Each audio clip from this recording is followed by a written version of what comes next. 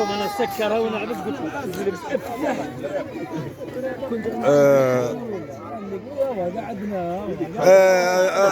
اخي سمير، فسرنا البارك هذا البيسين. اجا هنا بحذايا ماشي بيسين هذه شيء فسر لي شنو دوك كويس شويه الباسون هذا اكواريوم بور لي فامي يلعبوا فيه يلعبوا في الكره لي بالون لا بعد اوكي هكذا اوكي وي فسرنا السي سميره. هذا انت انجزتوا هذا ولا لقيته موجود هكا؟ لا لقيته موجود انا. ايوه وظفته انت؟ وظفته واستعملت الالعاب المائيه. جميل ممتاز. الكرات هذه قلت فيها 3 هكتار الفضاء كله هذا. وقداش فما من لعبه عندك في تقريبا 15 لعبه. وقداش من كشك نتاع مأكولات قداش من كشك تقريبا؟ عندنا ريستوران، عندنا بيتزيريا تقريبا يعني كم؟ 2 3. لا اكثر نريد لا 3 وفي الجهه العلويه. اوكي. والمطعم اللي تعشينا فيه يعني فما منه 2 3 فما زوج افيك كافيتيريا. اوكي. وقتاش تحل وقتاش تسكر يعني عادة؟ 10 صباحا إلى غاية الثانية في الفصل الصيف. في الصيف. ثانية ليلا. باهي. وفي الشتاء كيف يكون حاله؟ صباحا إلى حتى المساء. اوكي. خاصة يكون الجو بارد. وكم سنة كم صارك من سنة في هذا الفضاء الترفيهي؟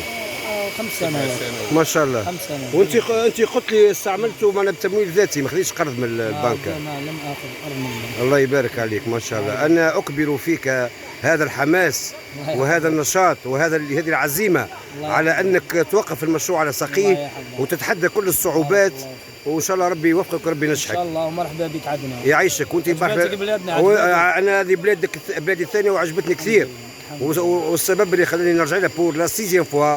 مرحبا. لاني نحب الجزائر. راك في بلادك وحنا ان شاء الله نزيدوا نزوروكم. مرحبا بك على راسي وعيني. وحاجه اخرى، الجزائر تمتلك من مقومات السياحه ما لم متوفر في بعض الدول، ولكن مع الاسف الاراده السياسيه للحكومه ان يلزمها تهتم بالجانب السياحي ويعني تعطيه اهميه نتاعو. عندكم ما شاء الله الله يبارك.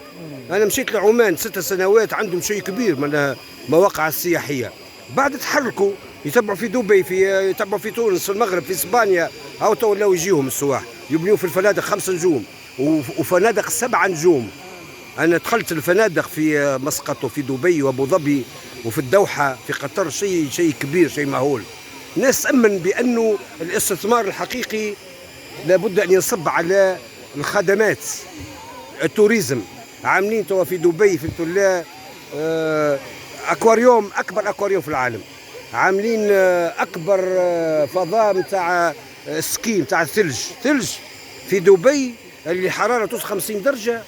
عاملين اسمه ووندرلاند، وعاملين القريه التراثيه والقريه العالميه.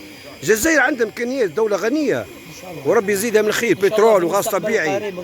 وحاجه اخرى، انا نوجه الرساله للاخواني الشعب الجزائري يتضامن مع الدوله وينحي القيل والقال وينحي الفتنه وينسى الماضي ويعاود صفحه جديده وينطلق نحو بناء جزائر جديده بثوب جديد وبروح جديده، مثل ما تطمح كل الدول اللي تحب الخير لها ولشعبها.